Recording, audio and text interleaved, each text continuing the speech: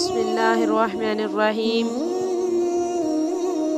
بیٹیاں جہنم میں پردہ بنیں گی۔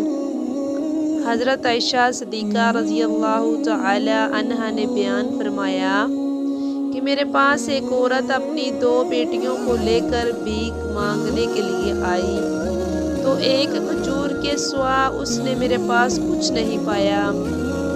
وہی ایک کھجور میں نے اس کو دے دی تو اس نے اسی کھجور کو اپنی دونوں بیٹیوں کے درمیان تقسیم کر دیا اور خود نہیں کھایا اور چلی گئی۔ اس کے بعد جب رسول صلی اللہ علیہ وسلم مکان میں تشریف لائے تو میں نے اسے واقعے کا تذکرہ حضور صلی اللہ علیہ وآلہ وسلم سے کیا تو آپ نے ارشاد فرمایا کہ جو شخص اپنی بیٹیوں کے ساتھ اچھا سلوک کرے گا، مبتلا کیا کرے گا تو اس نے ان بیٹیوں کے ساتھ اچھا سلوک کیا تو یہ بیٹیاں اس کے لیے جہنم میں پردہ اور آڑ بن جائیں گی۔ سبحان اللہ۔